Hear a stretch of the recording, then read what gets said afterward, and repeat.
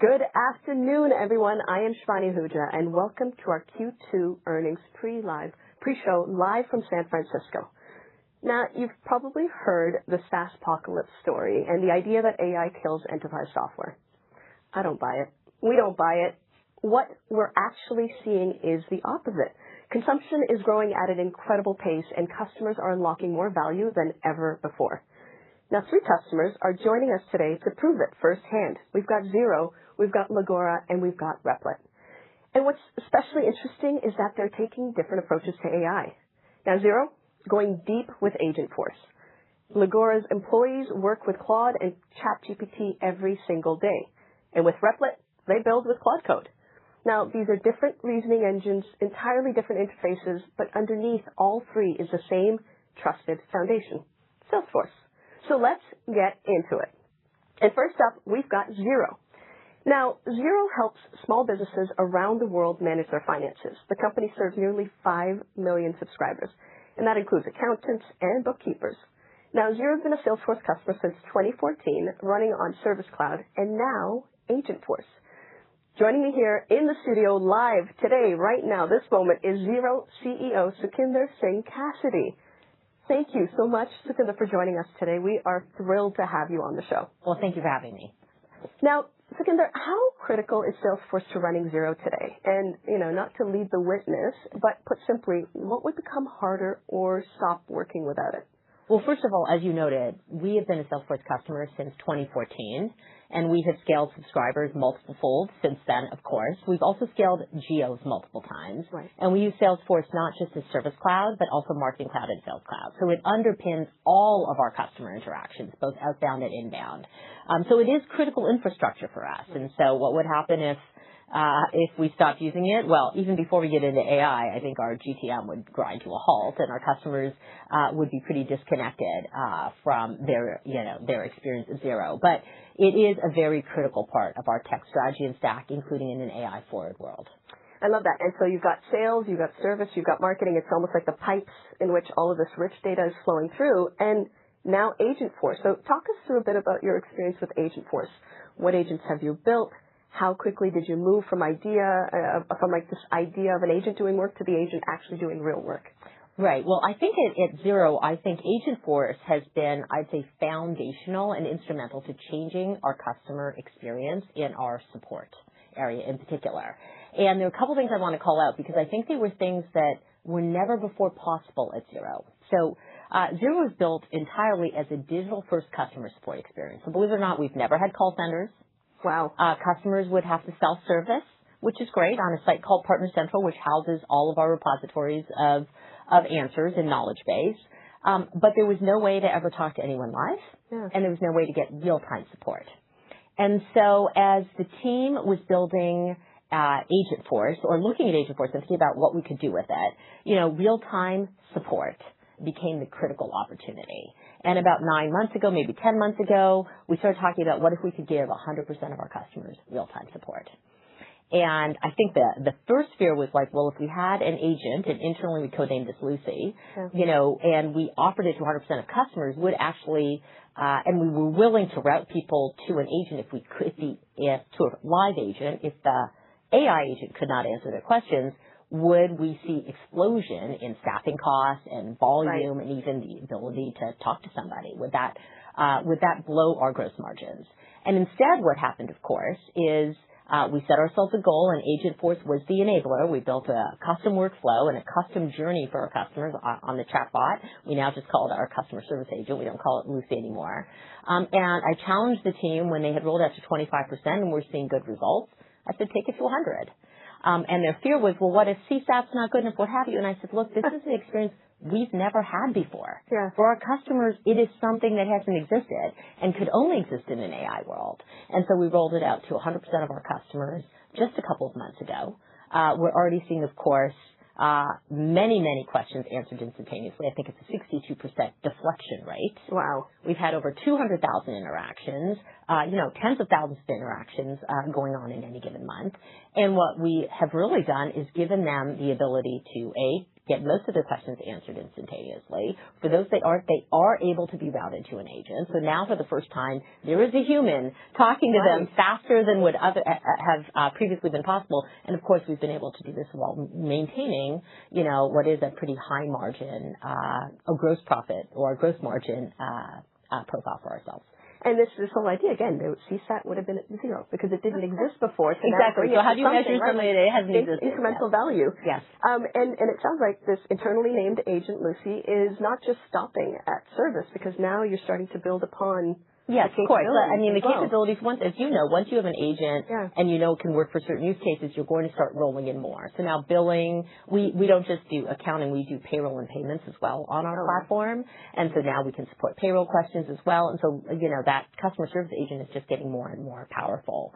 And so that has been one of the big Agentforce implementations. There's one more that is worth highlighting, which is our ability to really nurture leads and procure more leads. Like any business, lead gen is another great opportunity. And here, we've used Agentforce to build an AI SDR.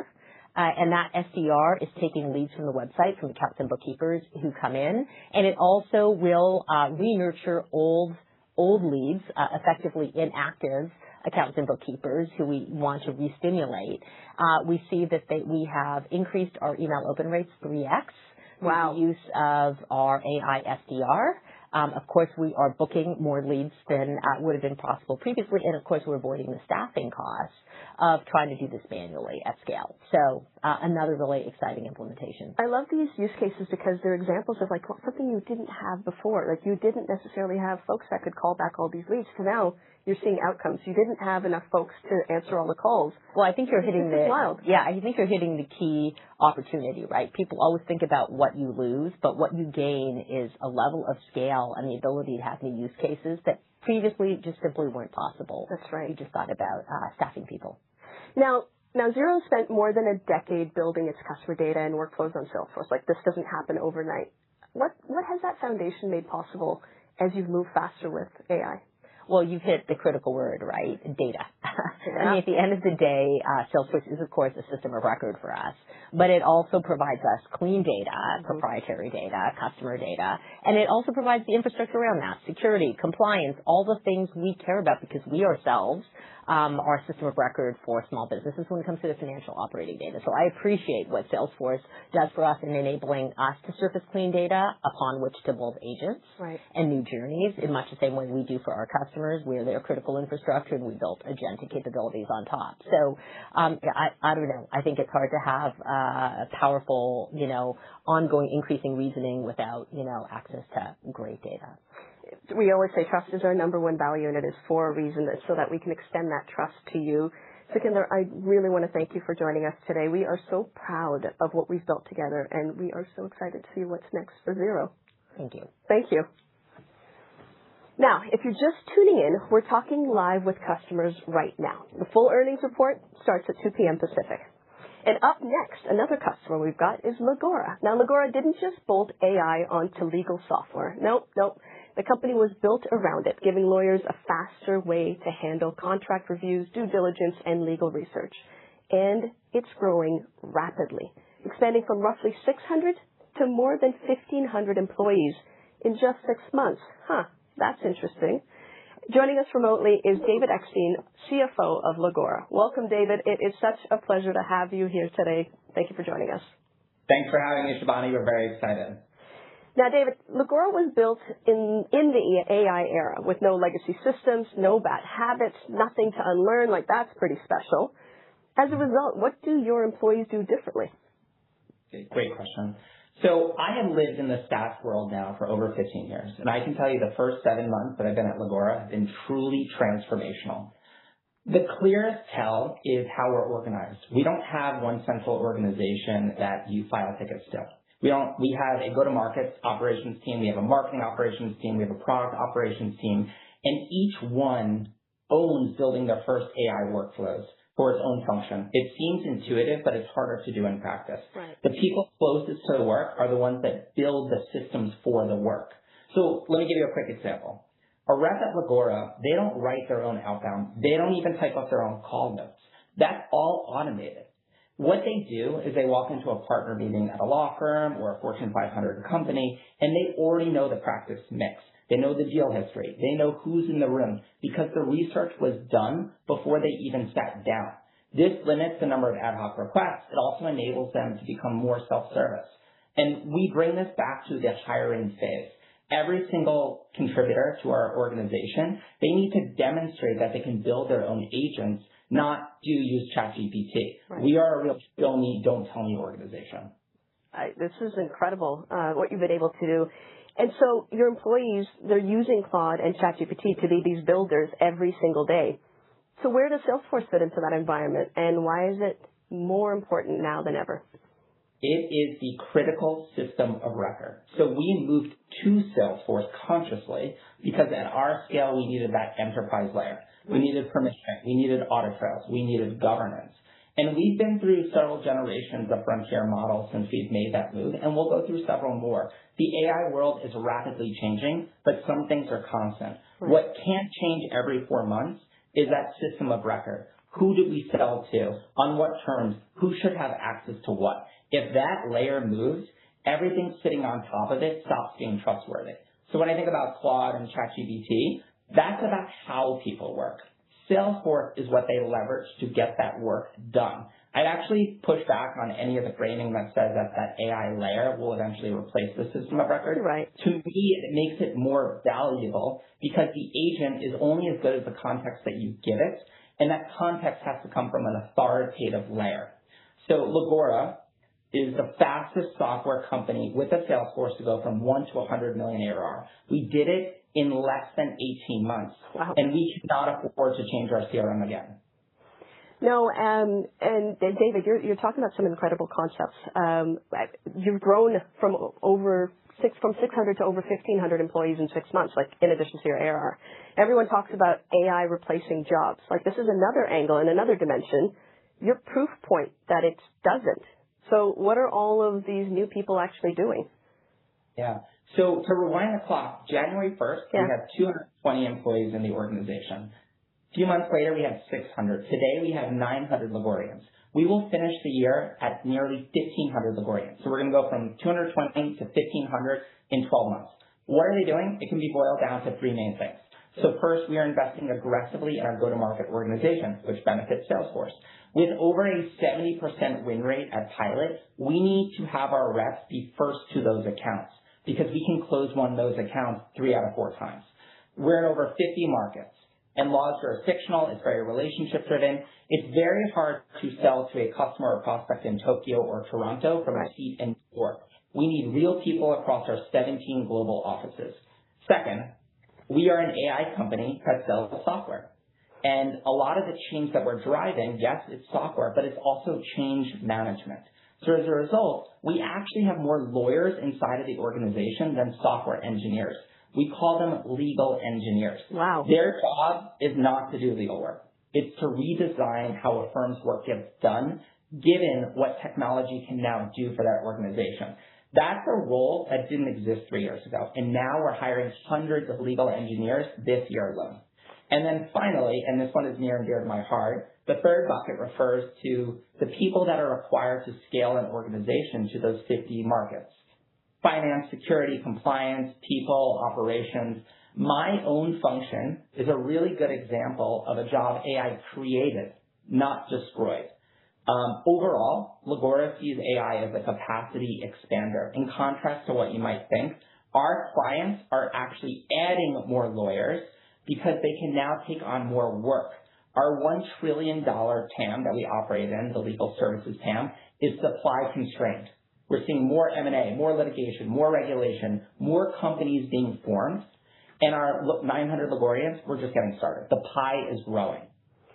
Ligorians, that's going to stick. David, that one's definitely going to stick.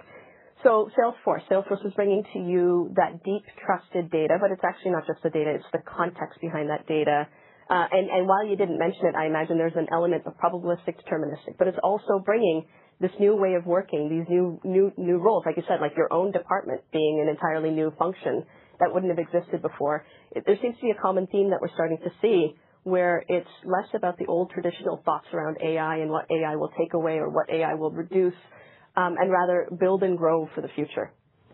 And so what are you thinking about for the future? I'm thinking about how the surface area is changing. So when I look at Legora and Salesforce, everyone is logged into Salesforce. Right. But if you're thinking about are Legorians logging into Salesforce in the traditional interface, the answer, it's changing every single day, and it's split by role. The surface area has expanded and it's changed. And as a result, yes, ops and finance absolutely live in the traditional dashboard. Right. But reps likely are not logging into Salesforce in the traditional way. They're logging in via Slack. They're engaging via Slack. Right. And so the surface area is constantly expanding in this new AI ecosystem. Updates go into Salesforce via natural language now instead of typing. Or pipeline reviews are coming directly from the system rather than building slides from scratch. To me, that's wasted mental calories. So AI is handling the busy work. Great. That's AI's job. Right. But the human layer, that's adding the judgment. That's the sales strategy on top. And that is the future of Salesforce and Legora. David, keep this up. We're going to have to bring you into marketing because what you're describing so well is this whole idea of headless. It's like you're putting it into real words to say we're decoupling the Salesforce platform from the UI so that organizations like yours can build the way you'd like to, build what you want, build how you want to. David, I really want to thank you. That's exactly what yours is exactly what an enterprise, agentic enterprise looks like. And you've been building AI native from the ground up. Thank you. Let's go. Thanks for having me. Let's go. Now, folks, if you're catching this midstream, we're talking live with customers now, and the full earnings report follows at 2 p.m. Pacific. Now, for our final guest, we've got Replit. Now, Replit lets anyone build software simply by describing what they want. Can I try this on my son? No, I can't. It doesn't work that way. There's no coding required. The company is scaling fast with an ambitious goal of reaching $1 billion in ARR. Again, a common theme that I'm hearing from the last conversation and this one. Now, ARR, for the folks that are on the call, that means annual recurring revenue. And they're aiming to do this by the end of this year. Joining us is Replit's Chief Revenue Officer, Ghazi Masood. Ghazi, welcome. It is wonderful to have you here. Hey, good to see you. How are you? Great. Nice to see you too. Okay, so Replit's growth has been a little bit wild. Your enterprise adoption took off so fast that your old go-to-market systems couldn't keep pace. That speed, it broke a few things. What broke first, and why was Salesforce the fix? Yeah. It wasn't really what broke first. It was really the scale element, right? So when I got here and knowing how fast we had to go scale and build our GTM teams, it was just a common sense type conversation. In order to kind of scale at the pace that we wanted to actually scale at, we needed a hard, robust system. So the question was, could we have built it ourselves? Sure, we could have. Is that the best use of our time or energy to do it? Probably not. Yeah. And, I've been a go-to-market leader for many, many years at different companies out there, and I'm a big fan of Salesforce. And the idea of getting a trusted, proven system of record into our ecosystem was the right, easy decision for us. So that's what we did. And, not only did it come on board early, it's really the foundation that's going to stay with us as we continue to scale into the levels we're scaling at over the next few years. I love to hear that. And I love that you've actually called out that you had that contemplation, or maybe not really, to say, should we build it ourselves? I hear this day in, day out from a lot of folks to say, build it myself. Like, I've got a core business. I've got a core business of doing something. I should probably be focusing my efforts in that core business. And let alone, like, when you build it out, it's day two. What's the day two implications of building something out, the maintenance of it? So thanks for calling that out. Now, you grew Replit from 75 to 300 Agentforce seats. So 75 to 300 Agentforce seats speed, while you also increased your Slack consumption. What gave you that confidence that you could expand that quickly? Yes, a couple of points. So one, internally, if you look at our global employee base, we're all Slack users. So in addition to growing our GTM team, we're growing as a company, internationally, globally, around the world. So we just needed more Slack licenses to help accommodate just our broad employee growth, which is great. We're also starting on the whole Slack code partnership with you all in early stages with that. So the team's pretty excited about that and what's to come with that. So the Slack usage and growth was just common sense, just to scale with our employee base. We live in Slack every single day. Then on the Agentforce side of the house, I had to go build a sales organization north of 200 people by the end of this year. And looking at global expansion into regions like South America, Europe, Middle East, Asia Pacific, So we needed to go out and really expand our footprint of users on Salesforce. And by the way, it's not just the salespeople, right? We also have a BDR function that does both inbound and outbound. So while we use like our classic outbound dialing capabilities and tools, a lot of our systems of record all kind of pull off of Salesforce. So it's extremely important for us just to kind of make sure we have the right capacity of licenses for the folks that we're bringing on board into the teams. That's great, and you're able to adjust and flex as needed with as your needs are coming along. Now, you're also running Salesforce headlessly, and we talked again with our earlier guest David on this notion of headless.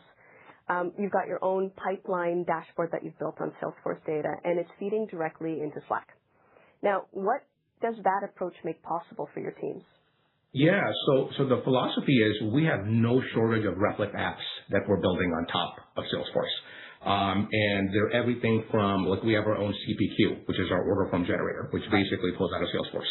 We have our own revenue dashboard that we actually run our business off of. We have our own forecasting application that our reps actually forecast their deals off of Salesforce. We also have our customer health dashboard that we actually call, which is like a Gainsight equivalent, right, that we actually go out and build on top of that. So we have no shortage of it, and our philosophy is, while Salesforce is important as our system of record, and that's where all the data harnesses, we want to go out and build the UI layer utilizing Replit because we're familiar with our processes, we're familiar with the look and feel, we're familiar with kind of our culture, and we're building those across the team. So in my RevOps organization, we actually have two functions. The classic name is go-to-market engineers, but we call them like AI engineers, and they're basically tasked with all of the tooling that we want to go do that pulls off of Salesforce. So while Salesforce is in the background, the idea is no one's really touching it. It's kind of, they're hosting the data, integrating with their data warehouse, and then everything on top of that is a Replit application. So it's, again, a common theme that I'm seeing come through in all of these conversations is Salesforce, use it as you wish. It's composable parts. We work well in the ecosystem with other technologies that you have or coding tools. And the other thing that you just talked about is a new role. It sounds like AI engineers, this idea that you've got new types of roles coming up into your organization. Maybe talk a bit about that. Yeah, absolutely. I mean, you need somebody who is really good at dogfooding, who's really good at, having the build versus buy type, common sense type conversation, and really coming up with a catalog list of libraries, right? What the crazy thing is, like, everybody internally at Replit dogfoods. And what that creates sometimes is, duplicative applications and stuff that, is happening out there. So putting that into a catalog and making sure that we actually have a source of truth of all of the value-added applications and what we can automate and what actually makes sense is, like, extremely important to us. So that's really what this role, allows us to go out and do. And these people that we're bringing on board, I mean, they're just passionate about building with AI and tooling like this. So this is kind of what they live and breathe every single day. And in the early innings, but we've seen just tremendous productivity in a very, very short amount of time. And is that building that they're doing, is it happening? Like, again, I'm having these conversations with customers where this was traditionally just functions for technology roles and technology departments, whereas now this notion of citizen development where we want everyone to be a builder. Is that a bit of what's happening within your organization? Absolutely. I mean, so everybody, irrespective of the roles, builders, right? So if you look at myself and my team, we're all non-developers and non-engineers. We're all builders. You look at people in the finance organization, they're builders. You look at people in our HR function, they're builders, right? So everybody is building because the tools and capability of applications like Replit and others really allow people with like zero coding experience and knowledge to go out and bring their ideas to life in a very, very short amount of time. And being able to use natural language to really just be able to describe, very much so in line with your organization. Yeah. So what's next? What's next for you? Well, next is to get to $1 billion. That's a big priority. A lot of hiring to go do. We're opening up some big international markets. You're going to see us make a big presence out in Europe during Labor Day week. That's been out on social. So if you're out in London, come see us. We're going to be making a big splash in London. And then after that is Japan and then Latin America. So we have a lot of growth to go out and do, a lot of hiring and big aspirations. And keep an eye out on our launches because we ship at just amazing velocity and speed. And you're going to continue seeing some amazing announcements from us as we close out the year. I am looking forward to following you for many reasons. One is just all of the incredible development that you're doing. I think it's very applicable even to what we are doing. But I hope you're okay with time zones with all that jumping back and forth. I am, yeah. Jet lag to me, unfortunately, does not bother me these days. So we'll see how it goes. You just adjust. Well, Gazi, I want to thank you for taking the time to join us today. We really, really appreciate that. And good luck with your expansion. It's very exciting. Thanks for having me on. Thank you. All right. All right, folks, that is Replit, moving super fast, AI native, chasing, you heard it, $1 billion in ARR by the end of this year. Woo! We love to see it. The sky is the limit. There you have it, folks. Xero, Legora, Replit, 3 extremely different companies, 3 extremely different ways of approaching AI. But here is the through line. None of them are throwing out their enterprise software. No.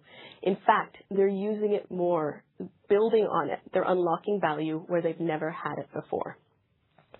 So much for the SaaSpocalypse. That concludes our pre-show. Stay with us, though. The full earnings broadcast, it starts now.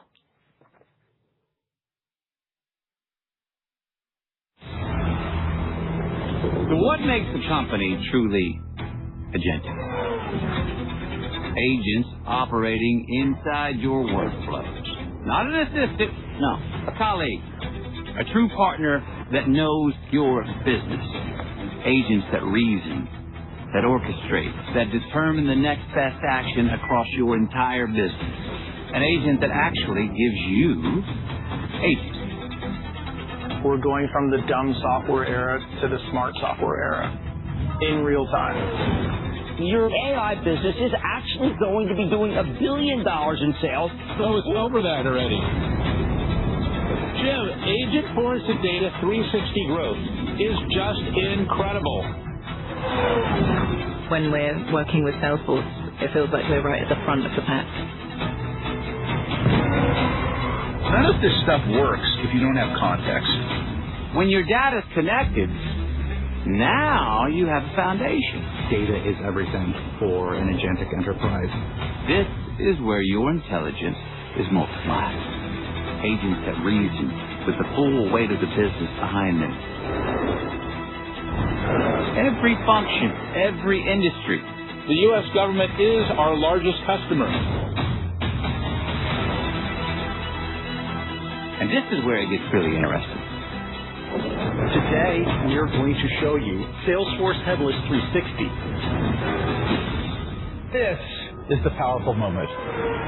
Headless 360 is a huge opportunity for us. The entire Salesforce platform is now available to any agent. We can actually pull data into our own components as we see fit. We meet the customers where they're at to customize your experience and your interface.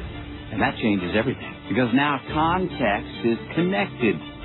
When you think big, you need to keep it simple. Slack is the point of entry, the dashboard for the worker of tomorrow. Today, I'm really excited to tell you about the launch of Slack Code, with purpose-built spaces for teams and AI agents to build together directly in Slack. It's the new front door to the agentic enterprise. With Anthropic, yesterday we made game-changing announcement. We launched Claude CAC, an agent that sits in a channel as if it were another teammate. This is transformational. What's really exciting is now we're taking our partnership to the next level. The #1 AI meets the #1 CRM with Claudeforce. Now you can just ask, which deal needs my attention? Because Claude is connected to Salesforce, it doesn't have to guess. Salesforce was the one company that had all the tools in the toolbox. Humans and agents in the same feed where all of your data comes together, coordinating in real time. Sales, service, marketing, commerce. Every signal, every customer, every conversation, unified, governed, and trusted. The speed and growth of a company of this size and software has never happened before. It's incredible.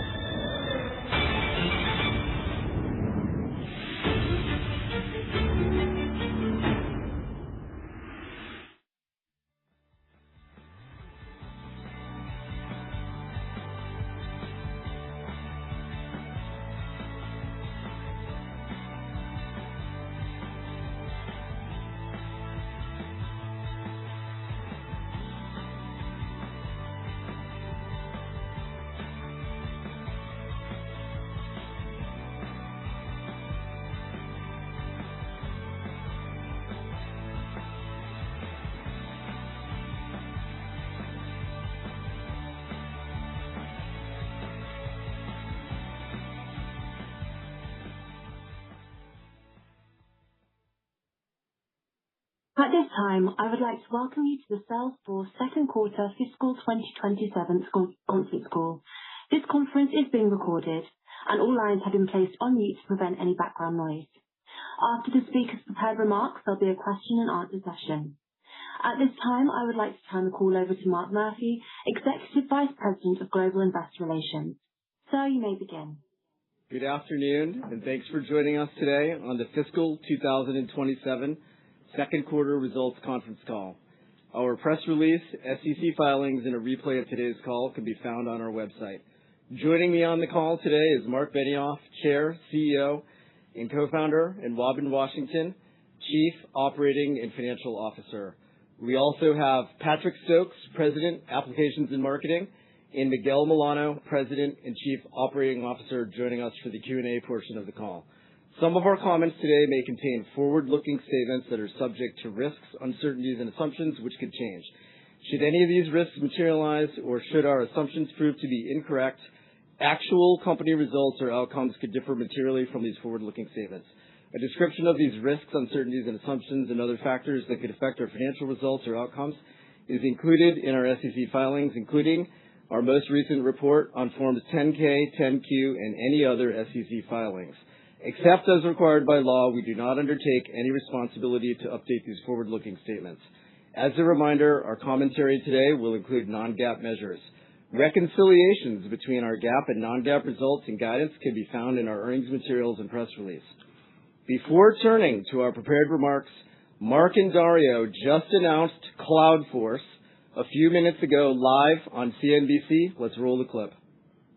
This is really the best of both worlds. This is the number one AI in the world, Anthropic, and the number one CRM, Salesforce, coming together for the first time in an incredibly powerful way to build a new product called Cloudforce. It's really a first in the industry, Jim. We've never seen anything like it. It's completely exciting.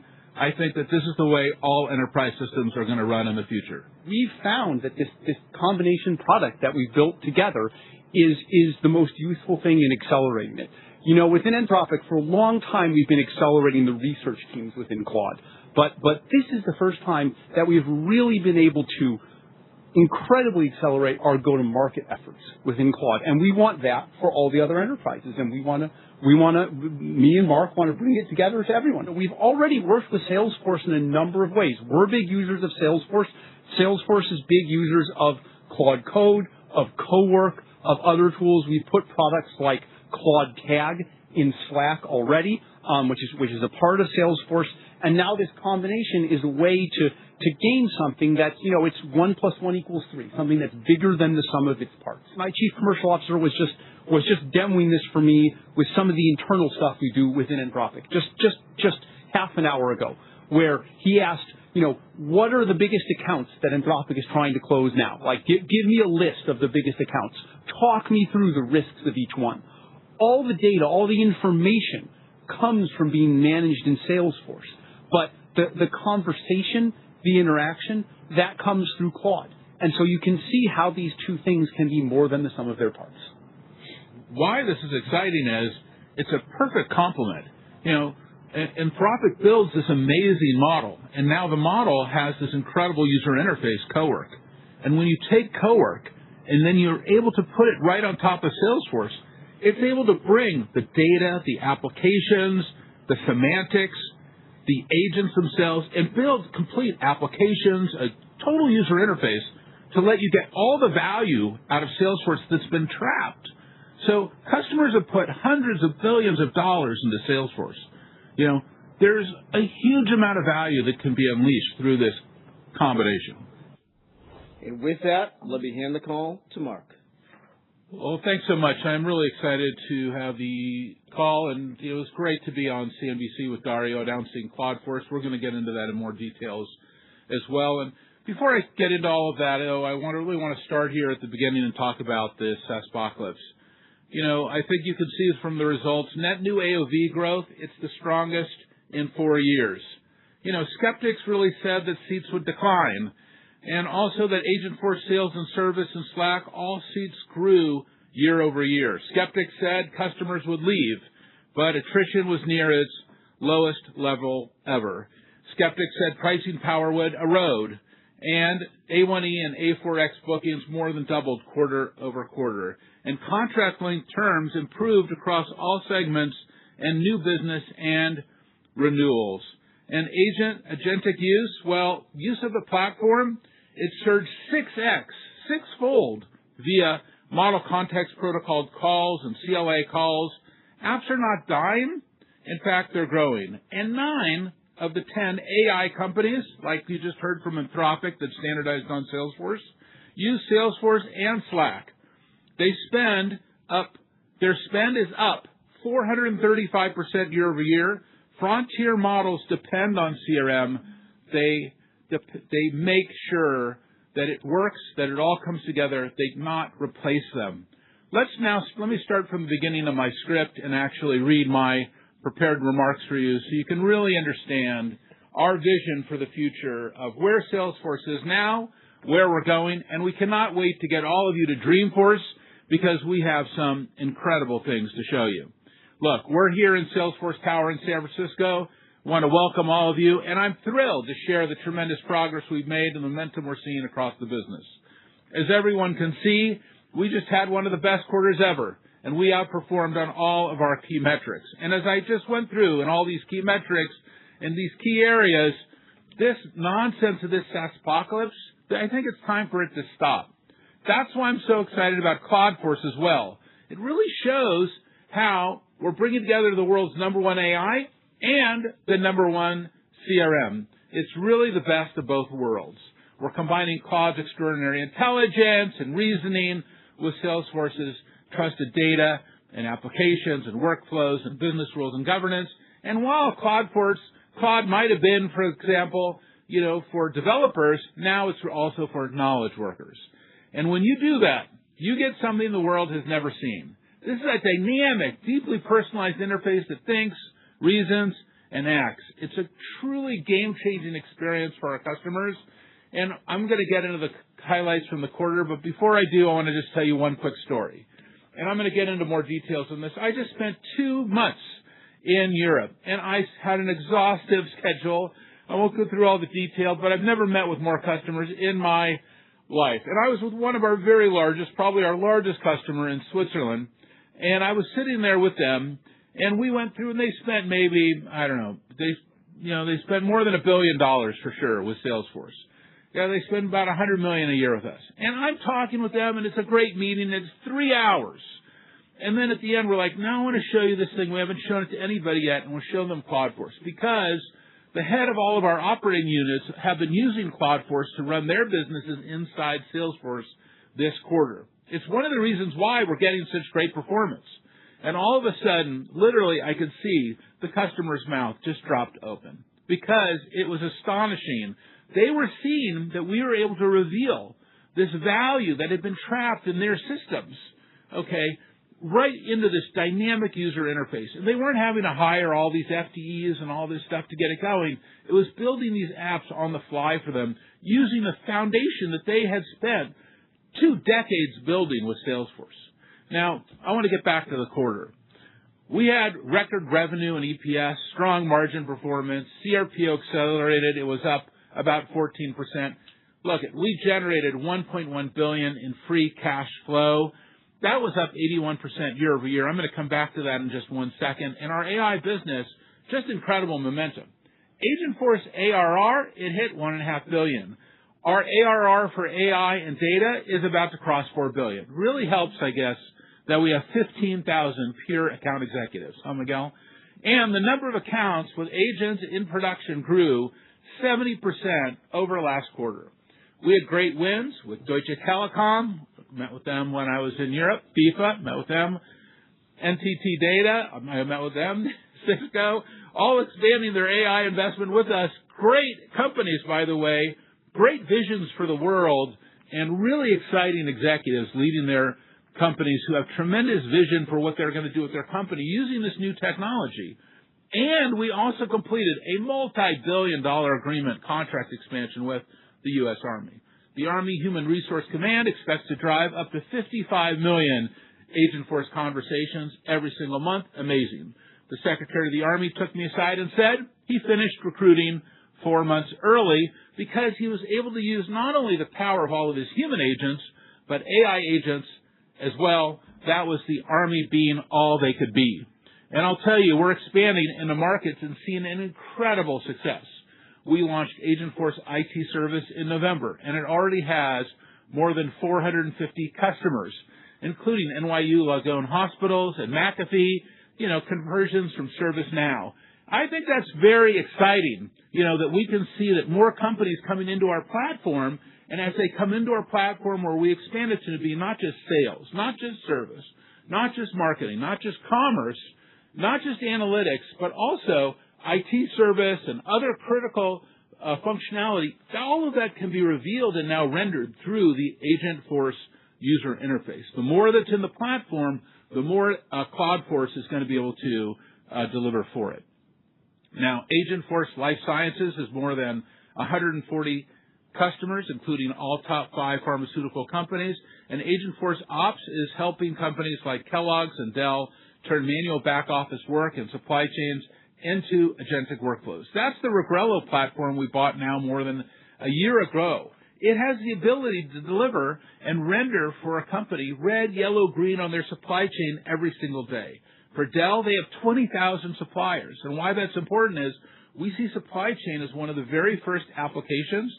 So many companies are actually revising for AI because it gives them the ability to actually look into something and do something with an area that really has not moved forward for in decades.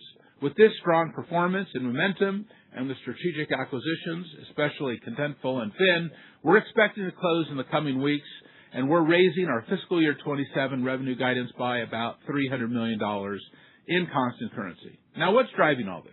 Well, it's a fundamental shift in the software industry. AI is unlocking value, as I said, across every part of our platform. AI is able to look into the platform and say, hey, I can see this application construct, I can see this user model, I can see this sharing model, I can put all of this together and deliver value in a totally new way. I've never seen a moment like this in my life, but for our customers, the question isn't whether AI is transformative, it's actually how they get there. And I want to talk to customers every single day. That's why I was in Europe. Most of them have not started their AI transformations yet. If you talk to most CEOs, they may say they have a project or they have a failed experiment or they were told to build a model, but it didn't work out for them. That is not AI transformation. We're going to see AI transformation, and you're really going to see AI transformation when you start using CloudForce. And the reason why I feel so strongly about that is I've seen it here at Salesforce. For our operating unit leaders, when we gave them CloudForce, they came back to us and said, I built this app, I did that, I did this other thing. That was so exciting. They built their businesses on not just a few core systems. They're not going to just rip out how their company just runs to get to AI. They want intelligence delivered inside the software they're already using to run their business. And that's what Salesforce, that's what CloudForce is going to do. So I show them CloudForce. I show them reasoning across their Salesforce data and workflows. I can show it right inside CoWork. I also show it right inside Slack. One click to deploy, and their path to AI transformation just opens up in front of them. It's pretty incredible. It's a great experience as a software executive to see the customers, reaction. And this is what we're building with our new enterprise harness. So this new enterprise harness, AI Force, you're going to hear a lot about this at Dreamforce. First, you're going to hear a lot about our data layer. You're going to hear a lot about how we've invested in the federation and integration and harmonization of data. You know that's why we bought MuleSoft. It's why we bought Informatica. It's why we built Data 360. You're going to hear about our application layer. Of course, sales, service, marketing, commerce, analytics, as I just said, supply chain or ITSM, all the different components, field service, all in the application layer. In that application layer, then the agentic layer on top of that, and then finally the interface layer. These 4 layers, data, apps and semantics, agents, and interface, when it's turned on together, that is when you start to see the true enterprise transformation. And I'm confident that when you come to Dreamforce for your own company, since so many of them are already on Salesforce, you're going to see how you are going to be able to transform as well. Now, let me show you what this looks like for Athena Health. Every time someone needed a case summary or opportunity insight, they had to ask IT to run a report. So they used Data 360 to bring together all the product usage and account data from across their systems to create a single source of truth.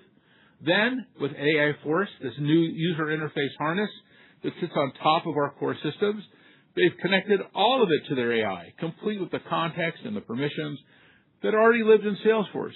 Now, employees across every level can get instant answers from real Salesforce data, from real Salesforce metadata, and all of the sharing models and security models.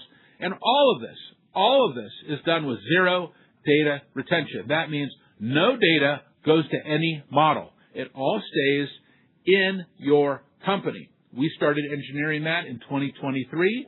We have been perfecting it over the last 3 years, and we audit it, and we are sure that that data is staying with you without ever opening a browser.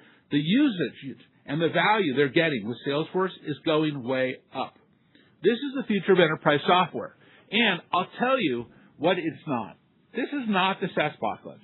This is not the SaaSpocalypse. As I said earlier, we've been hearing about this for the last 2 quarters, these dire predictions about the end of software and how the models eat everything.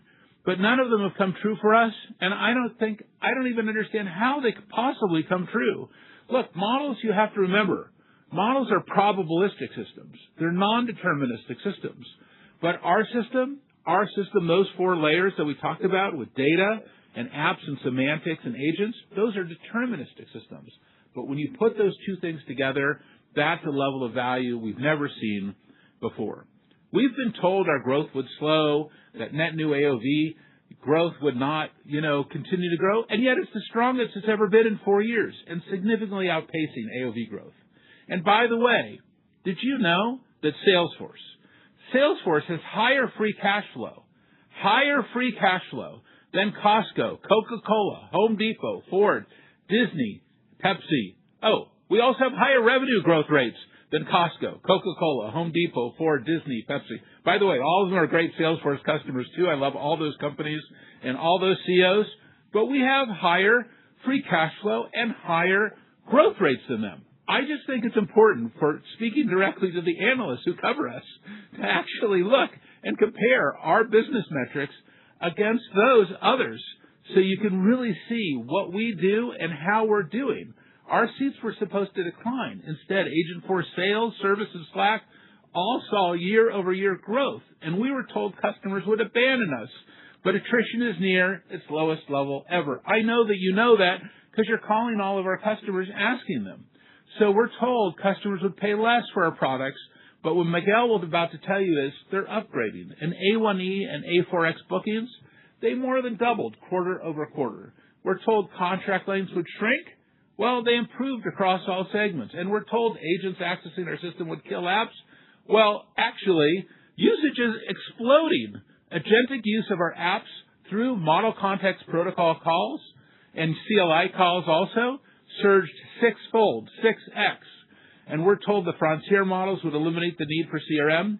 Instead, they depend on it. And we're showing how 1 + 1 can equal 3. 9 out of the top 10 AI companies in the world use Salesforce and Slack. Do you know that? You're talking to them, companies like Anthropic, for example.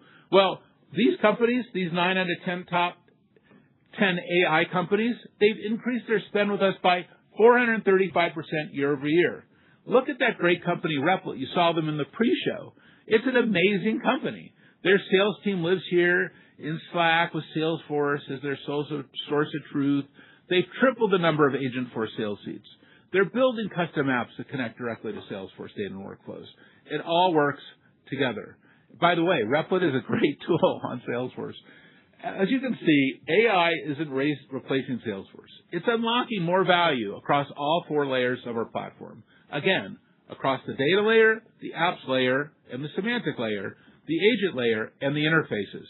Now, we all know that if your data is not right, your AI is not right. I've seen that over and over again in customers where all of a sudden we'll go in and try to show them some magic and all of a sudden we'll go, whoa, are you really paying attention to your AI because your data quality doesn't seem to be exactly right.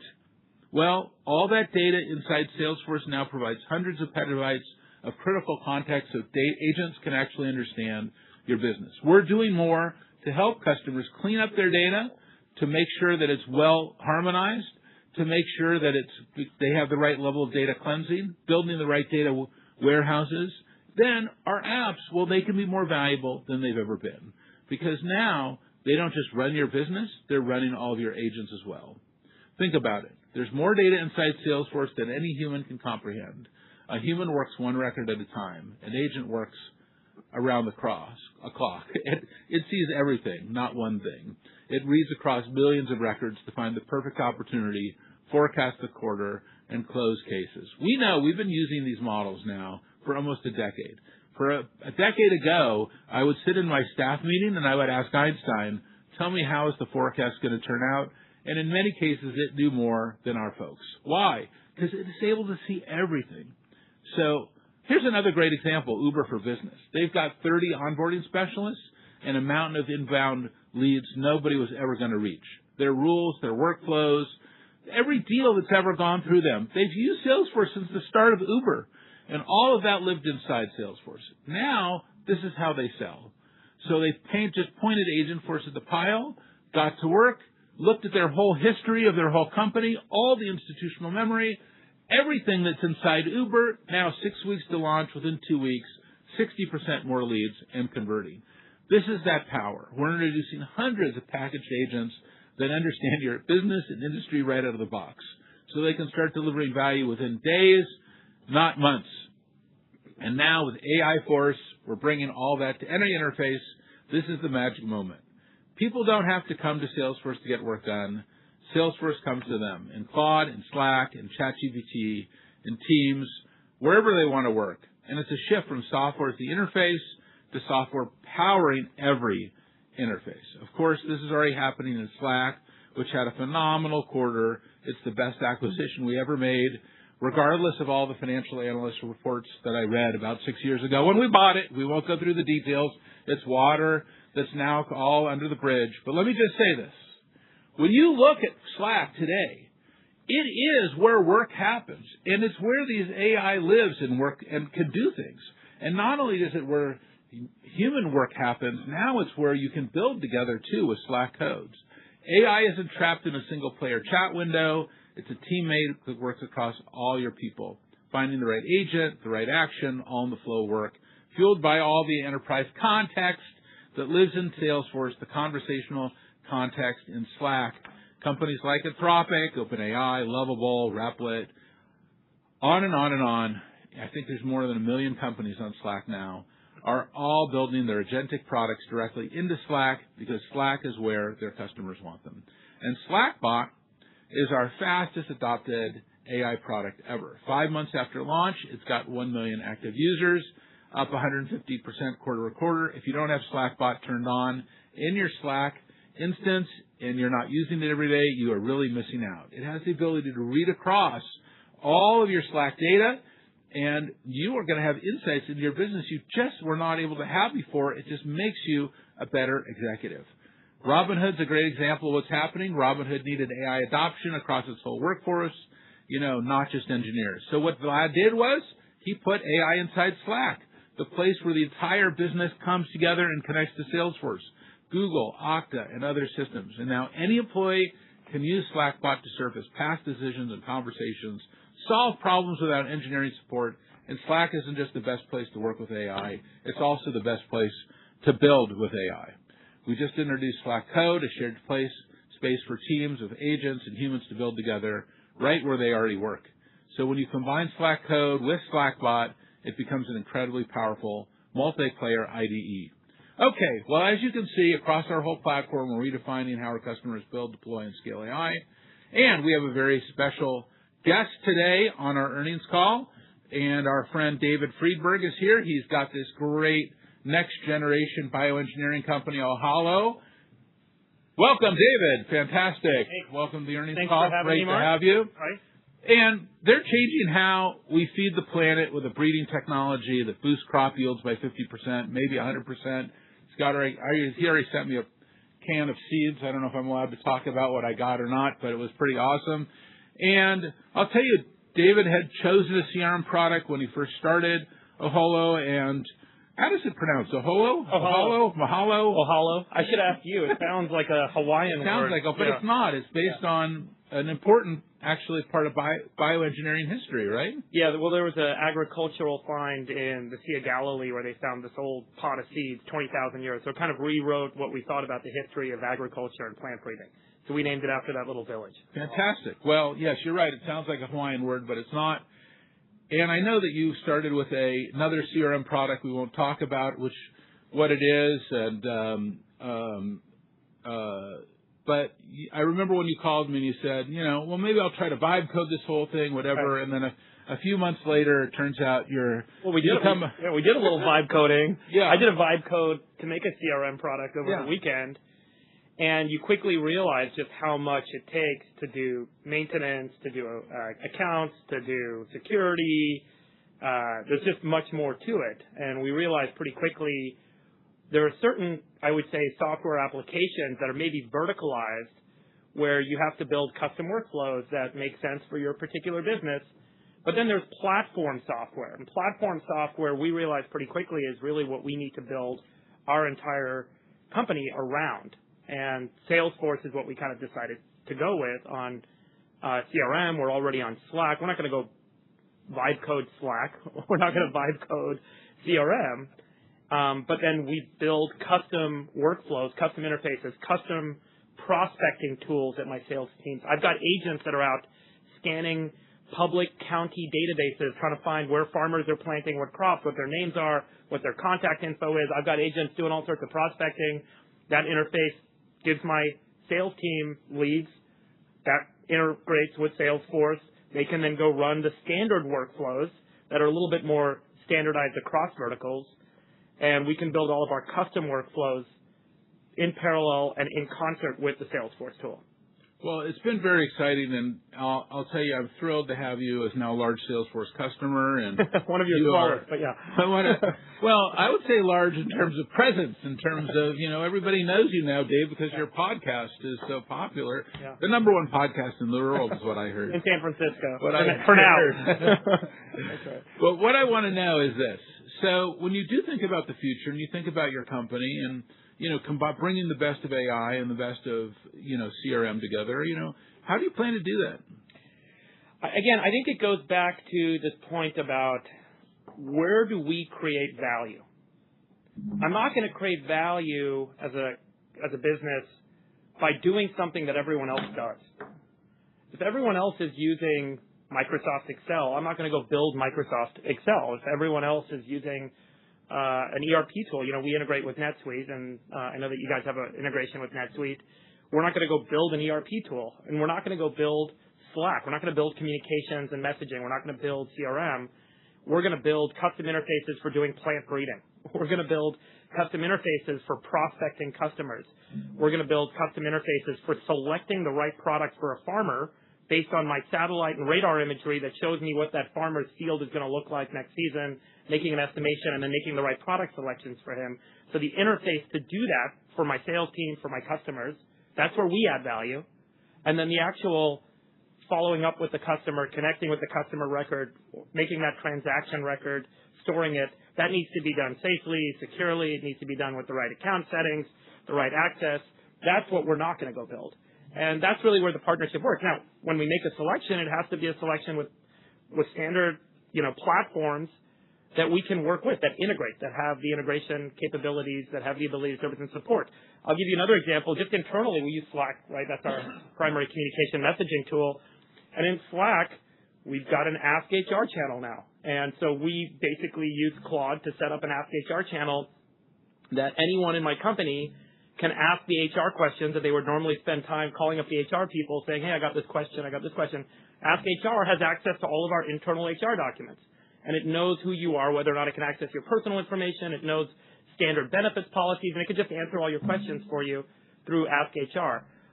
I don't need to go build a communications tool to do that. I can leverage Slack, and I can leverage Claude to deliver that internally. It's another good example of kind of the sort of thing where we can build something custom using our internal benefits, our internal HR policies but then we can leverage the platforms and Claude to deliver that.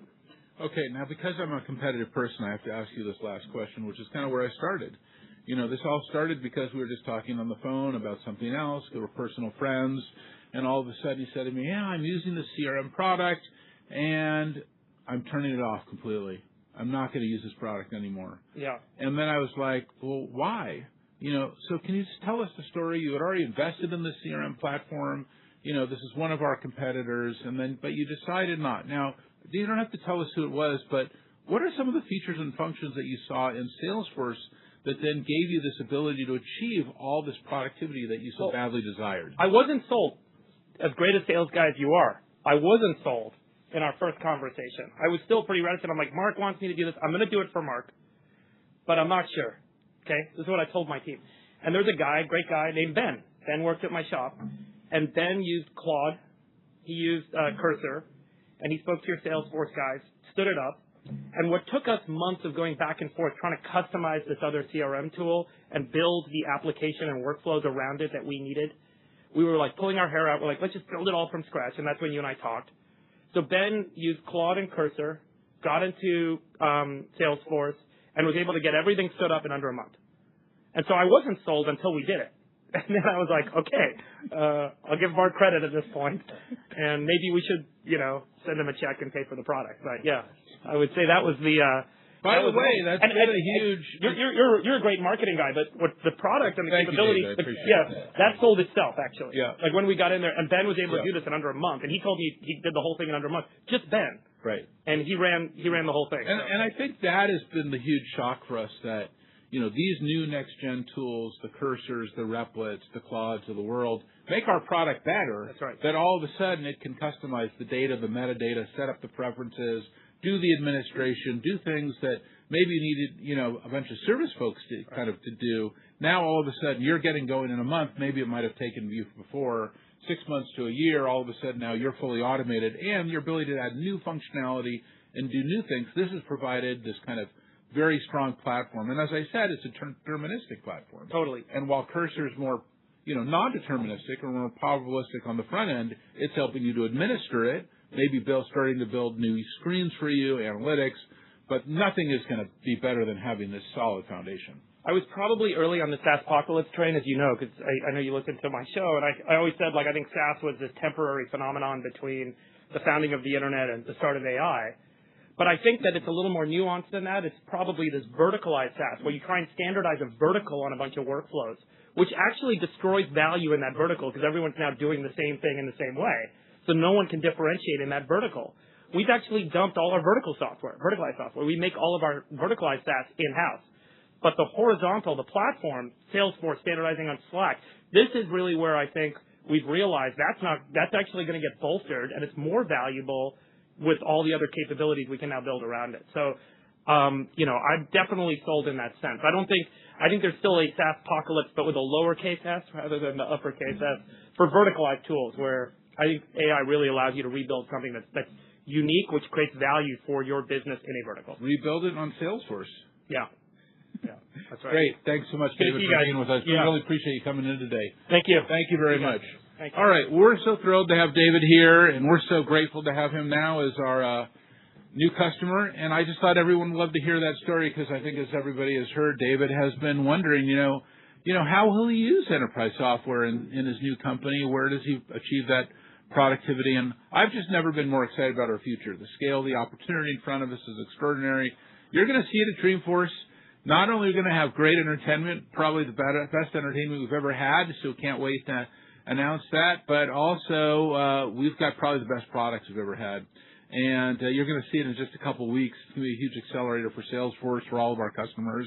We're going to bring 50,000 people here to San Francisco and show them some unbelievable capabilities. And we're going to show you some of the most exciting transformative technology we've ever built. It's the future of enterprise software, and I'll tell you, we're deploying it not just for the Army or for the IRS or for all 15 of the major U.S. agencies, all these incredible new customers that Miguel has signed up, from Uber to Deutsche Telekom, to FIFA. you're going to see not only meet all of them, but you're going to see an incredible lineup of speakers at Dreamforce. And yes, Dario's going to come there. He's going to be in my keynote. You're also going to see Sam there. Jensen's going to be there. Actually, all the major AI leaders are going to be there. David is coming. He's bringing all of his friends. And you're going to see how great companies like Amazon, NVIDIA, F1, L'Oreal are bringing humans, agents, platforms together to connect with customers in new ways that were never possible before. We're looking forward to seeing you all there. And before that, we've got you, Robin. Thanks, Mark. Appreciate it. Your enthusiasm is infectious. So I'm going to go with a bit speedy here because we want to be sure that we value all of your questions and want to be sure that we can tell you everything we can about the quarter. First and foremost, we delivered a record second quarter. AI is amplifying the value of our platform. This isn't just a technology shift, as you've heard. It's a reinvention of how our customers work, and it is fueling our growth. So I want to take you through a few of the proof points. It starts with our operational focus on net new AOV, which is driving our re-acceleration. Exceptional Q2 bookings, along with near record low attrition, drove our Q2 CRPO beat. Half one net new AOV growth significantly outpaced AOV growth, keeping us on track for second half organic revenue re-acceleration. Contract length terms for new business and renewals are increasing across all segments. Slack continues to shine. Q2 Slack net new AOV was the fastest quarterly growth since acquisition. AI innovation across our platform is delivering measurable value. Agentforce ARR reached $1.5 billion, as you heard, driven by Slackbot and headless launches and continued AI momentum. Upgrades to our premium Slack editions have tripled since we launched Slackbot. Our consumption flywheel is turning.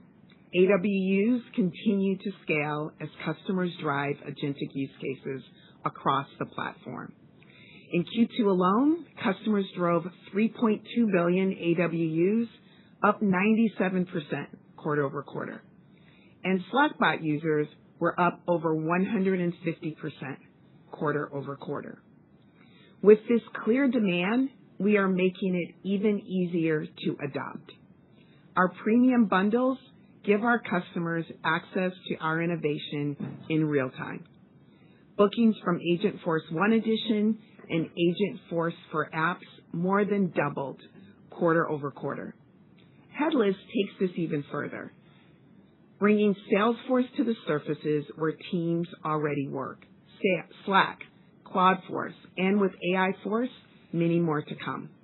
MCP and API usage grew significantly in the quarter as customers embed Salesforce intelligence, the data, metadata, and semantics directly into their workflows.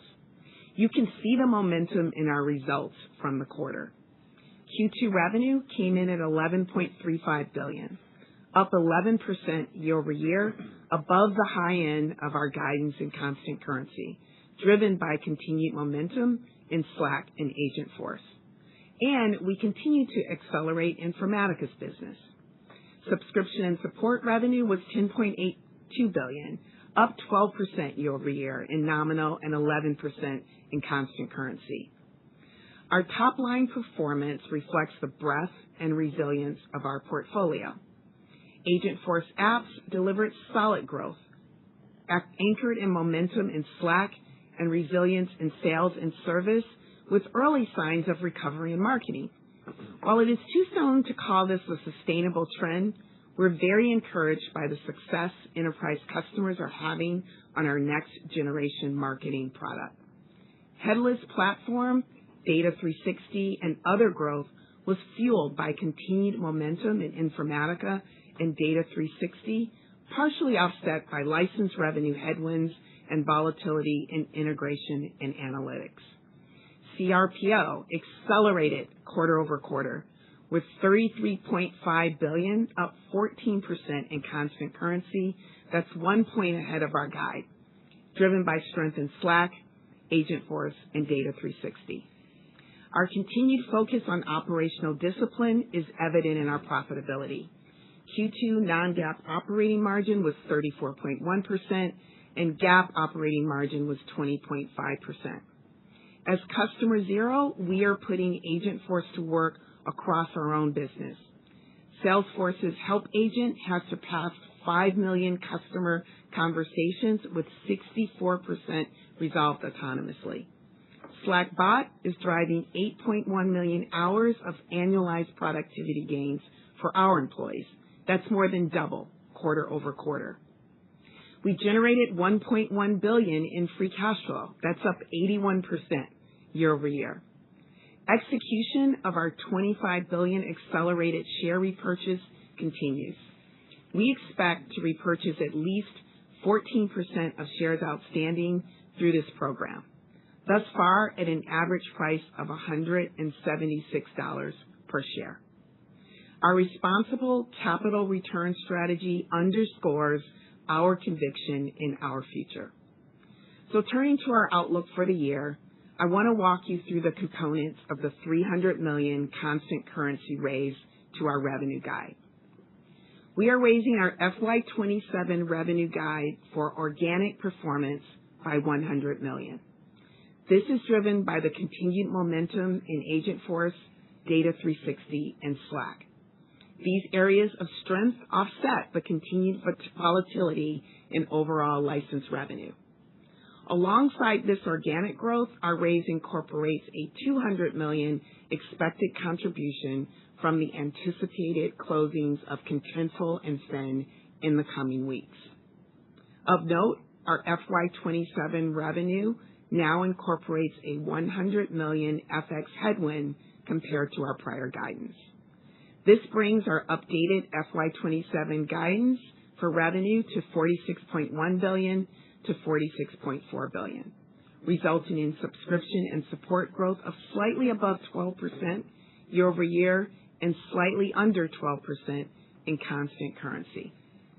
We're holding our non-GAAP operating margin guidance at approximately 34.3%, and we're updating our GAAP operating margin guidance to approximately 20.1%. We continue to expect operating and free cash flow growth of approximately 4 to 5% year over year. So moving to our Q3 guidance, we expect Q3 revenue of $11.42 billion to $11.5 billion, growth of approximately 11 to 12% in constant currency. Q3 CRPO growth is expected to be approximately 14% year over year in constant currency. I do want to note that this does not include incremental contributions from Contentful and Fin, as we await deal closing to ensure accurate balances are reflected. In closing, building on the momentum from a strong first half, we are delivering record revenue and cash flows this year. We look forward to sharing more on our latest innovation and financial framework during Investor Day at Dreamforce next month and connecting with many of you here in San Francisco. So before I turn the call back over, I want to thank Mike Spencer for his incredible leadership of investor relations. His candor and clarity earn the trust of the investor community, and I'm personally grateful for his partnership. Luckily, he's not going far. He's now taking on a broader role in our finance organization. I also want to extend a very warm welcome to Mark Murphy as our new head of IR. He's covered Salesforce as a top sell-side analyst, going all the way back to our IPO. So he knows many of you and our story very well. Back to you, Mark. Thank you for the kind words, Robin. With that, we will move to questions. It is imperative that you limit to one question per analyst, and one brief question would be preferred because we need to move quickly. Sophie, please queue up the first question. We'll now begin the Q&A. For today's session, we'll be utilizing the raise hand feature. If you would like to ask a question, simply click on the raise hand button at the bottom of your screen. If you've joined us by phone, please press *9 to raise your hand. Once you've been called on, please unmute yourself and begin to ask a question. Please limit to one question. Thank you. We'll now pause a moment to assemble the queue. We'll take our first question from Kirk Materne from Evercore ISI. Please unmute your line and ask your question. Yeah, thanks very much, and thanks for taking the question. A lot of great things going on this quarter, but I have to ask about Cloudforce. And Mark, I think specifically, I'd love to understand, how you and Miguel are going to be taking this product to the field. What are you doing with Anthropic to make sure that this gets out and gets into the hands of your customers as soon as it's available? And I assume, we can be seeing, Anthropic and Salesforce salespeople working, together to bring, a lot of value to both your collective customers. Thanks. Well, we're really excited about this product. This is the best of both worlds. It's the number one AI meeting the number one CRM and putting them together. As I said, when you do that, you get this incredible result, a radically different type of interface on top of Salesforce's entire platform. It's really powered by this incredible new AI harness that you're going to see at Dreamforce, AI Force. And that harness is able to power not only Cloudforce, but a new version of Slack that you're going to be seeing, as well as Coworker, which is something inside our Lightning interface, and other amazing things as well. But once you have that enabled, then you're able to really unleash the power of our data, our applications and semantic layer, our agentic layer, and all of it comes to light in a whole new way. And I really saw it myself, as I said, in Europe, where we would really show these exhaustive demos to customers, and when they could see that all this value that they have in their systems that has been trapped becomes untrapped. But you also saw it here at Salesforce. This quarter, we actually released it to many of our executives all over the world, and many of those executives were the ones who were actually demoing it directly to those customers. That it was sales executives, or my most senior sales executives, my operating unit leaders, were showing Cloudforce to our top customers already. And you're right, we'll also work hand in hand with Anthropic sales executives as well, and we'll do whatever we can to make sure that this becomes a huge part of our sales ecosystem. I think this is going to be an incredible opportunity for both companies. And I'd love for Miguel to come in and talk about his vision for how this has come together. And Miguel has been a huge driver of the relationship with Anthropic, as well as really broadening, the capabilities of both companies. Yeah, thank you, Mark. Listen, I've been obsessed with this surface. I myself and a number of my leadership team have been using very profusely the surface, connected. We've done it manually, connected the MCP servers, created skills on our own. So I just can't believe that we have now this product available. We are rolling it out to the whole enterprise, to the whole company, and then we're going to make it we're going to make it available to GA in September to everyone at Dreamforce. Every single seller of Salesforce will be demoing this product as one of the surfaces. By the way, we love Slack as one of the surfaces, but not everybody has Slack. They are complementary. Slack, you are working with your teams. It's a multiplayer surface. We co-work, you and Cloudforce or Salesforce for Cloud. We are simply going deep and researching, understanding your business. By the way, you're able to engage also through Slack, through email with your team members. It's going to be very powerful. Every customer will be able to buy it. They will have to upgrade to our premium editions, and it's going to be a new wave of demand. I'm very excited about it. And Miguel, just give us just a couple anecdotes, because, I just know, when we turn this over to several of your European leaders specifically, and obviously I was in Europe for that time, and they started using it just even at the most basic level, the kind of things that they were building and the kind of things they could see about their business and how to drive their business forward really changed. Can you explain that? So currently, and by the way, this is what I want all our sellers to do. We're going to be living in three surfaces. What we built, and this innovation came from Europe more than the US. I'm very excited about that. We basically created a cockpit to understand the business. So you're saying that Europeans can innovate? Sometimes we can, if they let us. All right. Yeah. So we build our own agents based on Claude, and that agent inspects. They are our deputy CROs for all our businesses, and they inspect the business, the pipeline. They tell us if there is risk in the month or in the quarter. And I do one thing that is, Mark, you would love this. I talk. By the way, I do this on Slack. This is one of the surfaces. I do this at the time co-work, now is Cloudforce. But I also do it in an app that I build with Cloud Code. So depending on the moment, I use one of the surfaces. But I do one thing that is very powerful. Every time that I visit a country, and don't tell anyone because I don't want my team to know.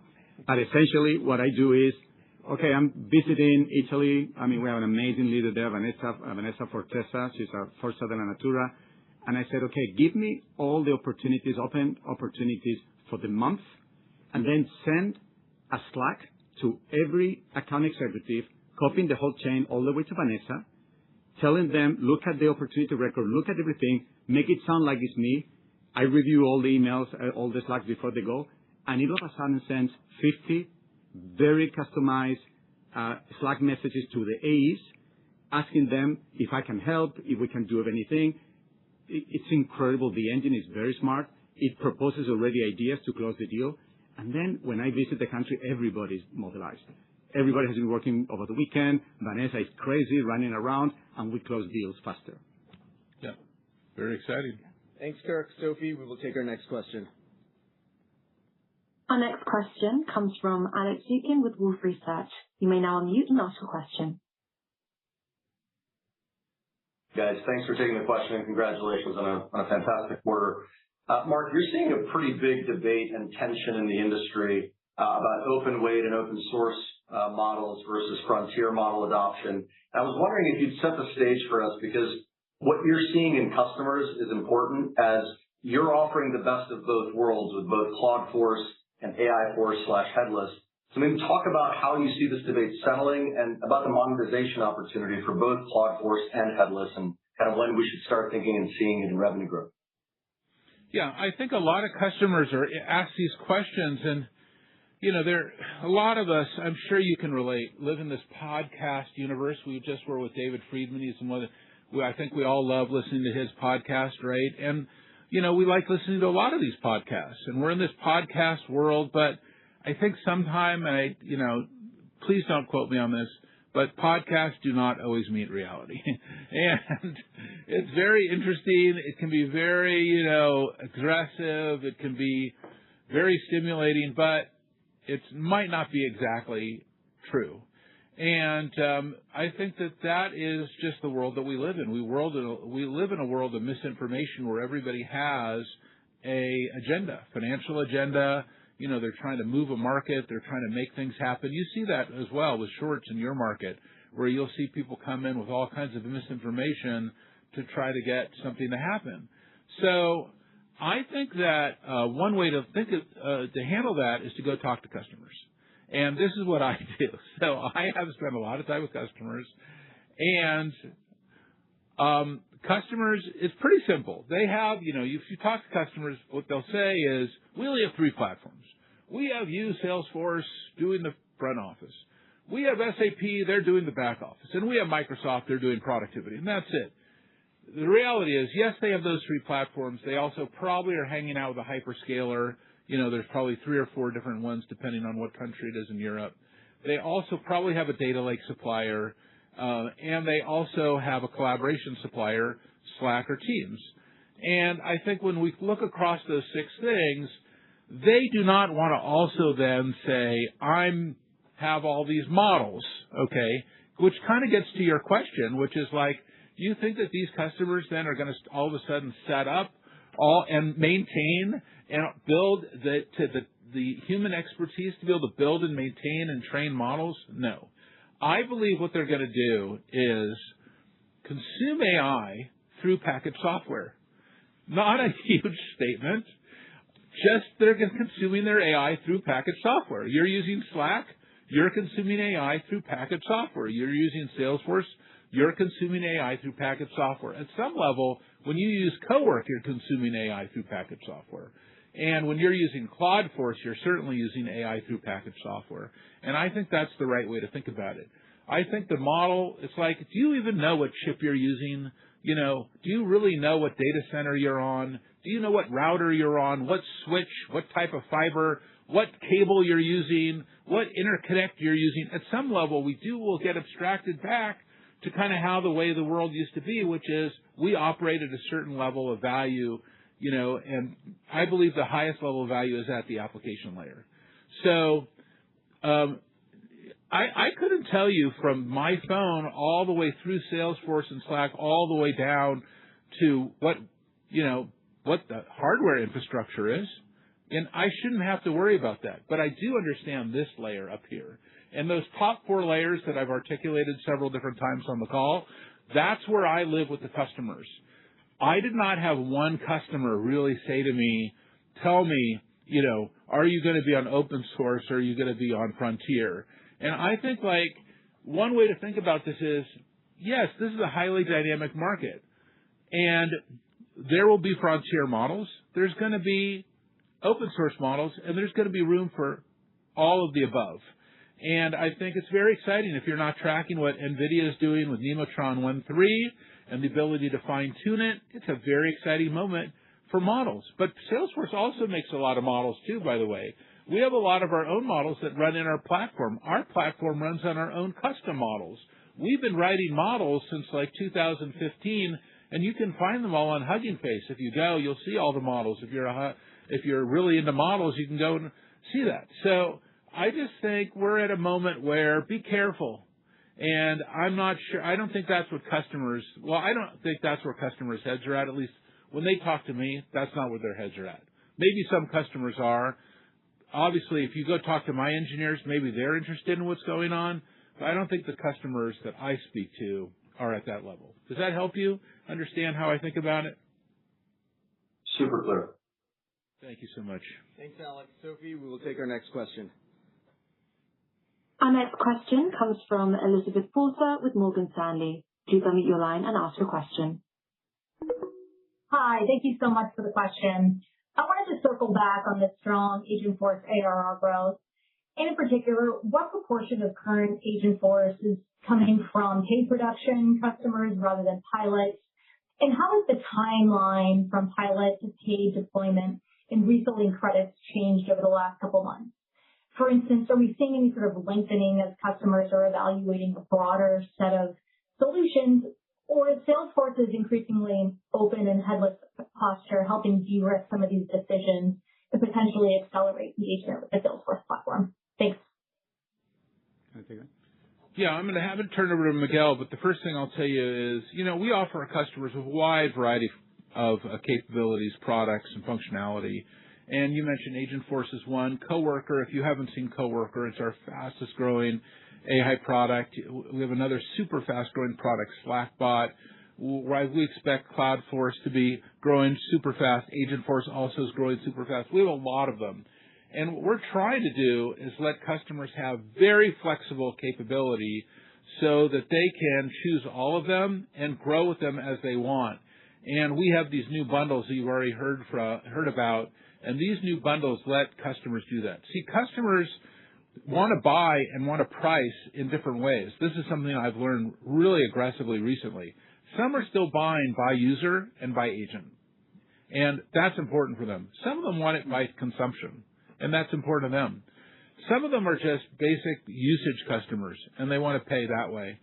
Some of them even want to pay by outcome, and that outcome could be by a transaction outcome or a business outcome. Because customers want that kind of diversity in pricing, we've created a high level of flexibility, and that, I think, has really expanded our ability to sign very large transactions with our customers. Miguel, do you want to go into the details? Yeah. I mean, the top line numbers are obviously very impressive, but I like to go a little bit deeper under the hood. When you look just at bookings, not just the cumulative ARR, our bookings, Elizabeth, grew triple digit, so we doubled year on year. That was pretty fantastic. 50% of the bookings came from customers refilling the tank. So they consume, they use the flex credits, they want more, they raise their hand, we go there, which, by the way, is good for AE productivity because these sales cycles are very short. The time to production is very important for us because consumption is very important to us. We bring customers in the funnel. We want to bring them down. The first thing is to get into production. We added 2,000 paying customers into production. That's 70% more quarter on quarter.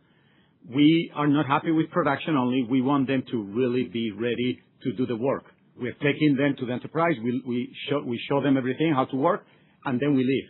We call those agents consistently consuming. We added hundreds of consistently consuming agents down there. You've seen the down the funnel. You've seen the consumption numbers. The AWUs exploded. But for me, the most important thing is to see the live customers. I want to tell you one story if I have time on one customer.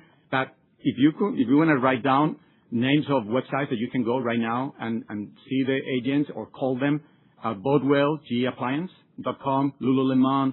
If you're going to Mexico, Volaris.com, Aer Lingus. If you're going to Ireland, my two daughters are in Ireland now. You want to call Amazon Blink. I mean, you want to call Beberg. Amazon Blink's such a great example, Miguel. Will you just tell the story just briefly? I actually have the phone number. Yeah, Amazon Blink. Basically, if you have anything going on in your Amazon devices at home, you can call, voice call. But I'm actually giving you one because since everybody here is a business, I want to. If you need business insurance, commercial insurance, you can call one of the Berkshire Hathaway companies, Beberg, and I'm actually going to give you the phone number 402-200-3104. Just call. So 402-200-3104, and the experience is incredible because it's not just a chat. It's a voice that is anchored to your trusted context and that can execute across our deterministic applications. But anyways, I give you a bunch of websites, etc. But let me tell you one story of some of the agents that are working in the enterprise that people don't see. Big digital platform company here in the U.S. 45 million AWUs is one of our largest. Grew 14 times. We started this 6 months ago. In Q2, the AWUs, the consumption grew 14 times, 14-fold. And what it does is they call it the activation agent. They go to all the merchants that are already registered with this platform, but they are not transacting. They are not getting money from the merchants. And the agent has 1,500 interactions every day, getting these dormant merchants alive and then kicking and then generating revenue. This customer, for instance, was one of the customers because we're meeting them where they are with pricing. They didn't want to buy up front and do a big thing. They just wanted to try and see the value. So now, Mark, we're negotiating we're giving two options, either outcome-based deal. We're talking, this is a $40 million customer for us. So it would be a monster deal on outcome-based, or it could be simply an AELA, unlimited agreement with millions of. I think that's the most important thing for us. I think that we've heard so many companies say, we're doing outcome pricing. We're doing this pricing. We're doing that pricing. We're just too big. We have to do it all. And so we've built these new flexible pricing schemes that let our customers choose the price that they want. And we're going to get more and more into that zone. But this last thing that Miguel said, that some customers want business outcome pricing, that's very exciting. And that's never been true before in enterprise software. And Miguel, one more huge announcement we had in the quarter was that Miguel is now our Chief Operating Officer. Congratulations, Miguel. Thank you. Thank you. Thanks, Elizabeth. Sophie, we will take our next question. Our next question comes from Gabriela Borges with Goldman Sachs. Please unmute your line and ask your question. Hi, good afternoon. I think this follows nicely from Elizabeth's commentary on the different types of pricing models. If I listen to what Xero and Magora and Replit is saying, you've got some customers that are using the Agentforce stack, you've got some customers that are going headless, and now you've got the Salesforce announcement today as well. My question is a little bit on the economic value to Salesforce from these different types of cohorts. I know you're still figuring out monetization on headless. Do you think in steady state you'll be able to capture the same type of ACV from customers agnostic of whether they do Agentforce or whether they do some sort of headless configuration? And then any early reflections you can share as you progress on figuring out monetization for headless would be very helpful. Thank you. Maybe I'll start, Gabrielle. It's a great question, and even going back to Alex's question as well. We feel really comfortable with, like you said, we're working through headless monetization, but just to further double down on Mark's point, what we ultimately think is predictability and flexibility is what's important to customers. And as Mark said, they're going to buy a lot of different type of ways. I think most importantly, though, we think with our new platform, AI Force, we really are going to unlock the potential for knowledge workers in great ways. I think that's going to be pretty impressive. The other thing is the way we're delivering this is through our premium upgrades that we also talked about. So they're going to get innovation in the moment, That is a early stage for us relative to our installed base, so our opportunity to continue to upgrade our customers to those premium editions that gives them instantaneous access to this innovation is an amazing future opportunity for us. So we feel really comfortable with the monetization strategy that we have, and most importantly, the flexibility that we're giving our customers that allows us to capture that. Quick thing. The AI opportunity, you can see it, first, augmenting employees. That's where our premium editions come very handy, because when you are on one of those premium editions, you basically have a limited usage to augment yourself as an employee. And then the customer-facing use cases, which is Monster. This is the digital labor world. It's Monster. That we monetize with ILAs, with flex credits. And here we meet customers where they are in their journey. Sometimes they want to buy as they go. Sometimes we just charge for overages. And many times they buy upfront a bunch of credits. I think AI services is going to increase the demand across the board. What I can tell you is and we're measuring this, we're going to give you an update at Dreamforce, but we started last year. Customers that start the agentic journey with Salesforce, on average, they are already at double the AOV with a perspective of nearly quadrupling, 3 times to 4 times the AOV. Think about this. The only thing that I need to do is to convince every single customer, and that's why Mark is on the road from time to time, meeting customers, and convince them to come, like he did with David Friber, to come with us in their agentic journey. Because once they make the decision, double, triple, quadruple the AOV with us. Yeah, and I think that's what's really key. I think your question is so good, Gabriela. I'll tell you why it's so good. Because I think that if you would ask us a year ago, we'd be like, well, we don't really know. But I think now what we see is, wow, all this new action on the network, call it agentic action, new user interfaces, new applications, it's just a lot more activity on our service. I mean, the amount of action at Salesforce on our service, the value that we're adding, the actual value that we can give to our customers is immense. So have we fully optimized that yet? No way. We're still trapped in some ways in old, per user pricing models. But their opportunity to build much more aggressive pricing, to really represent the value that we're offering our customers, I think is enormous. And Miguel is really at the very beginning of what I think will be one of the most exciting journeys he's ever been on. Only 5% of the knowledge workers that use sales and service have upgraded to the higher end editions. We get a 60 to 80% premium. So imagine. Yeah, and I think that's a major. So if you want Claudeforce, if you want headless, if you want all these value-added agentic additions and capabilities, you need to move to our premium edition, which is what's going to give you the power to fully operate inside your enterprise and deliver this high level of capability and unleash the huge amount of value that's been trapped for so many years. I hope that makes sense. Good numbers there. Thank you. Thank you. Thanks, Gabriela. Sophie, we will take our last question. Our last question comes from John DiFucci with Guggenheim Securities. Please unmute your line and ask your question. Thanks for taking my question. Miguel, I know you've gone through the math of how the subscription net new AOV to revenue works, and we agree it's math. But there are 2 things that Robin said that I think are really important to that. And one, net new AOV growth is the strongest it's been in 4 years. And 2, you had near record low attrition. Those 2 things help that math work. We know that. Can you help us better understand what's happening underneath those statements? How stable or sticky is that foundation of your recurring revenue? And more importantly, how should we think about that going forward? Because Mark's talked a lot about the so-called SaaSpocalypse, and I appreciate that. That was actually, I don't know, probably not fun, but it was always interesting. Thank you. But if you follow through on those empathy.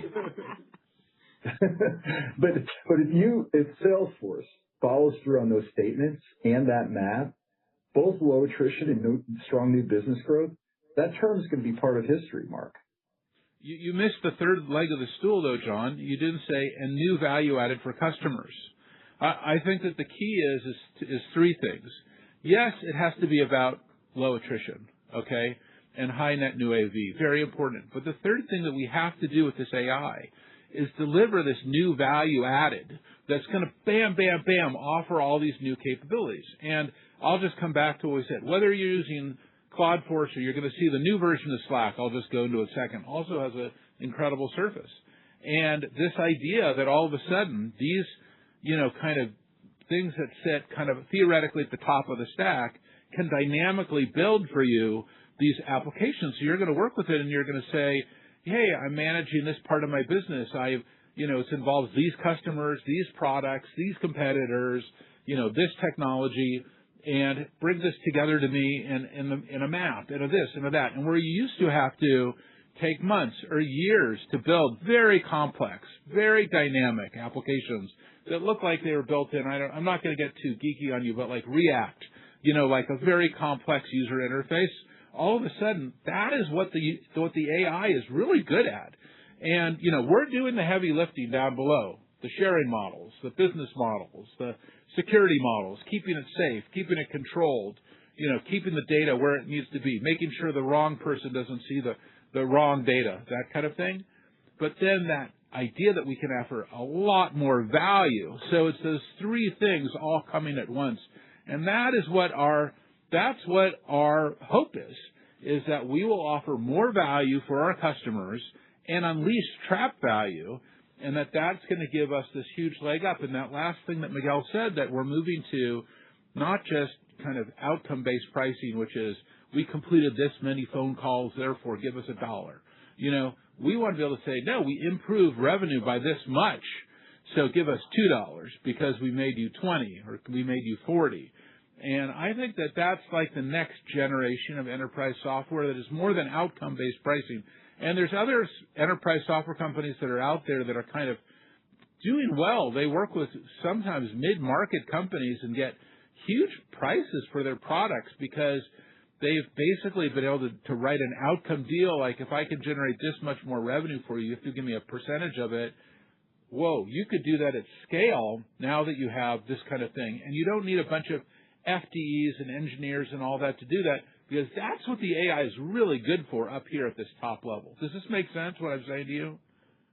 You know what, Mark? It makes absolute sense, and I really appreciate it. But I think you'd agree with me that even without that, the way Salesforce stock and some of your peers have been trading, they're not even looking at that. They were just afraid things were going to deteriorate into.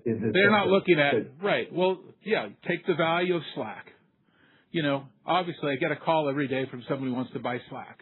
Hey, take the value of Slack. Then take the value of our Anthropic stock. That's been like half our value of our.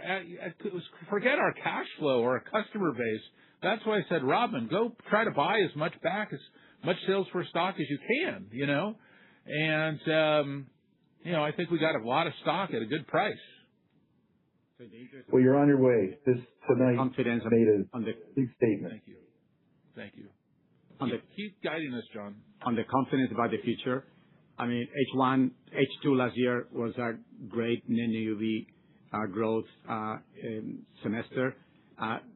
We knew, Robin and I, we partnered together. We knew that for organic revenue to reaccelerate, as we committed to happening now in H2, we had to continue with net new AOV growth, outpacing AOV growth. That was our obsession. We aligned the whole company this fiscal year, compensation plans, every role. H1, net new AOV significantly growth outpaced AOV growth. We've already raised the guidance. We've already committed to the revenue acceleration organically in Q3. The momentum is there. We feel very, very strong. The demand environment is very, very good, very strong. Our pipeline are record levels. We have more opportunities to monetize that we are not even putting in the pipeline. We have the capacity. Thank you, Mark. You pushed us to hire a lot of AEs when things were a little bit rocky. Somebody's got to call these customers besides me and Miguel. I know. I do some calls also. Okay, thank you for helping out. We have the capacity and we have the innovation. We have the product. So if you think the demand is there and it's going to get even better with the AI Force, and the supply, which is for us, supply is capacity, distribution capacity, which we have hired more than anybody else. We still have to hire 1,200 more AEs before the end of the year. We are now hitting 15,000 AEs. And the innovation, we have the best products we've ever had. Most of it organic. We've made some tuck-in acquisitions to enlarge our TAMs. We are very confident.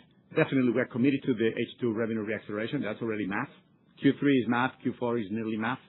But we are committed in sustaining that acceleration, and we are going to hear more at Dreamforce about fiscal year 28. And I think even to add to that, Miguel, is if you take a look particularly at sales and service, we're seeing durable growth in seats, right? So that's fundamental proof point is that everything we're doing is amplifying our entire platform. AI is amazing progress. It's amplifying the need for trusted context and deterministic execution. Very clear. Perfect note to end on. Thank you, John, and thank you to everyone for joining the call. We will be hosting a webinar on Tuesday to deep dive on our customer motion and adoption of AI with Bill Patterson and Connor Marsden, and we look forward to seeing you all over the coming weeks and at Investor Day at Dreamforce. Thank you for joining. This concludes today's call. You may now disconnect.